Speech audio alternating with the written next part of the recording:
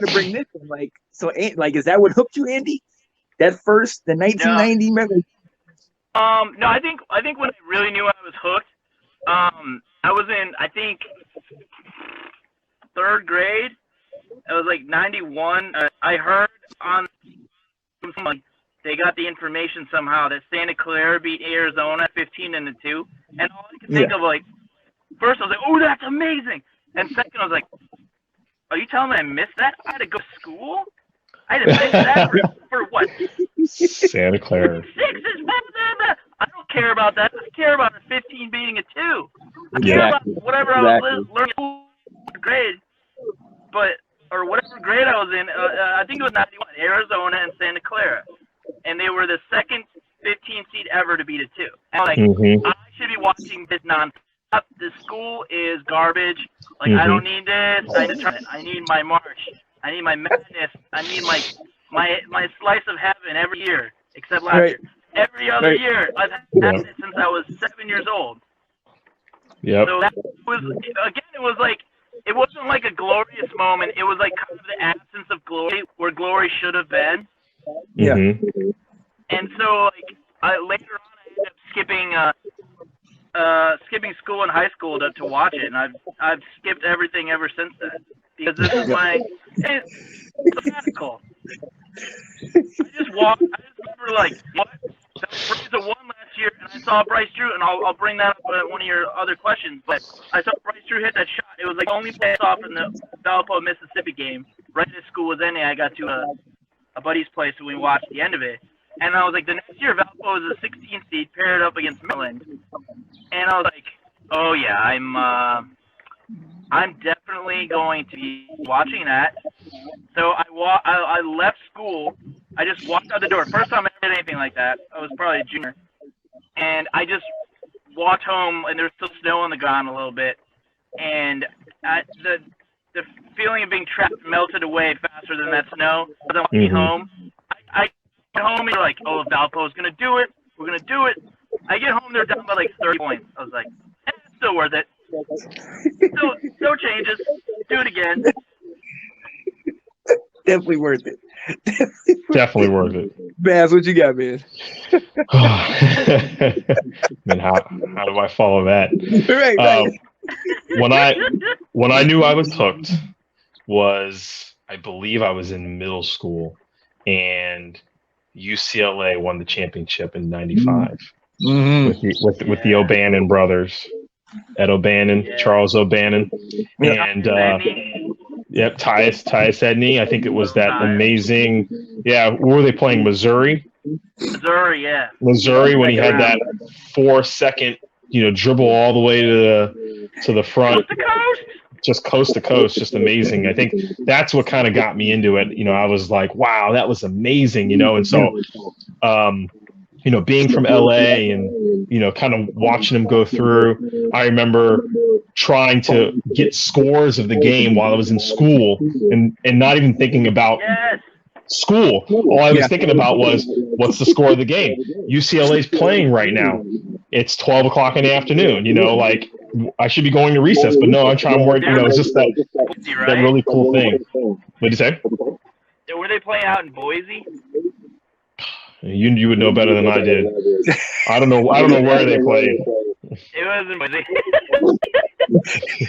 But I knew that they were playing, and I just wanted to see them win, and just to see them. The first team that I picked, where I was like, I'm gonna watch, and every game they would win, and man, just when they won that championship, that was just amazing. Just to see them, they beat Arkansas, the Razorbacks, who had a pretty good team that year.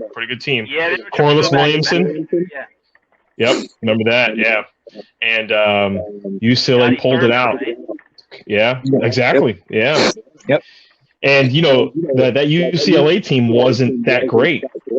They just had the key pieces, and they played so well together that it really kind of it made it that one moment that they needed. So yeah, so that was when I knew I was hooked. Was when I was not paying attention in school. Same thing as you, Andy. And I was more worried about what games were on TV in middle school than it was about school, than it was about anything like that. And I think that's what really got me into basketball, which was watching these guys play, and I could sort of relate to them a little bit.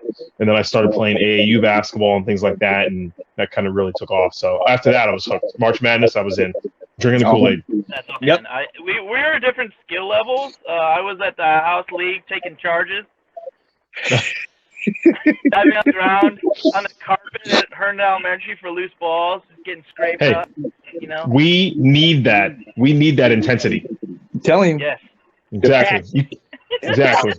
You can't have any pretty boys jumping out of the way being like, I don't want to take a charge. No, you need someone in there. I want them to feel that I was in position. No, none of those weak, fakey Duke charges where they just limp over. I'm talking about you standing there and you take it, and they know where it's one of your teammates on the side are like, oh man, that looked like that hurt, and then you pop up, you're like, yeah, he's okay, yeah, good job. Let's go. So someone get him a sub. It's like no subs. No, I'm in it. That's Izzo style right there. Oh yeah. Yep. I like that. Yeah, no, it was for me. It was a gradual progression. You already know who I was. Diehard North Carolina from birth, essentially. But I think it was 01, and that when Duke won. Then Duke won a title in 01, and then 02. That was a really good team too. Right. I remember that year. The year that, sorry to cut you off, Sean. The year that they won, they were down 10 points with a minute left to Maryland. And ended up coming back and winning the game. So you knew that was a special team. Sorry. I just had to give my props to that. Two in the Final Four. Say what? Did they? You were down 22 in the Final Four, right? Oh yes. Yes. Yeah. So between Maryland closed the next year though. So what were you saying, Sean? Right. So when you had that year, Duke winning it and being so dominant. And then you had that next year, 02 was Maryland, right? Mm-hmm. And then 03. Maryland got their revenge, yep. Right, and then 03 was Syracuse. I saw Melo play in college at Michigan State. Yeah. Chris Hill scored 36 points. He had at least 8 threes, maybe more than that. And Melo scored an easy 35. It was just he was just this from Olympus. And he comes down I'll score 35 today. Yeah. And we'll win this game. I'm allegedly 18, 19 years old, but I've been walking these planes for many generations just to get here today. He's definitely like 50 right now, still playing out there. So he was a little older in college. Yeah, I'm old. But you had Duke winning in 2001. You had Maryland in 2002. You had Syracuse in 03. And then it was a culmination because in 05, North Carolina gets Roy in 04, and then we take it in 05 and beat Illinois. It was a culmination because I was, we were coming out of high school. I had one of my buddies, Tommy Howe, diehard Duke guy. So he was letting me have it. He was telling me all the business. Then one of my other buddies that's on Washington Football Weekly, Will Kramer, diehard Juwan Dixon, Baxter, all those guys. He loved Maryland. And then my family's from New York, so they're from upstate. They know about Syracuse. They down with them. Yeah. So it was a constant each 3 years, and I was so outspoken at that point in my house because the only thing I knew was North Carolina and we hate Duke. So I was so outspoken with it that everybody made sure they gave me a hard time about it. And then, I'm also a Washington fan, so they were just like, oh, we love this. Yeah, we're going to – football season's over. Oh, basketball season. We're going to give you a hard time again. So, so it was a culmination to that 2005 year. And then once those years, once we won, after that, I was like, is it March again? Is it March yet? You know what I mean? Exactly. Washington wasn't doing anything. We had 99, we were in the playoffs, and Dan Snyder came, so we weren't really doing anything for those times. So it was college basketball. That's all it was for me. And I knew at that point there was nothing else. College basketball has always been number one for me, at least since the madness. Mid-90s. Yeah. Yeah. Because you know that any team could catch fire at any moment, and that's just the excitement of it. And it could be your team. Davidson, Loyola, Exactly. VCU, the other school. That's a local school I don't mention because they beat us that year in the tournament, and you guys. So we don't go there, even though it's a local school. It's a good school. You know, we don't say the name. That's Voldemort. Don't say it. I'm speaking to its existence. But yeah, like that must have been the greatest Final Four run I've ever seen.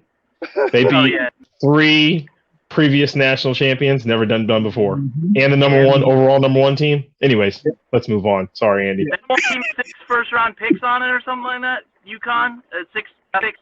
I don't know Rudy if they were Gay. first rounders, but yeah, Rudy Gay, big time. Yep. Gordon. Yep. Was Hamilton on that team, or was that's before Hamilton? I think. Yeah. That was 99. No, yeah. I think he had not been there yet. Rip Hamilton, he's a good man. Rip. Yep. He mastered that mid range. Nobody else wanted to touch the mid range. Yep.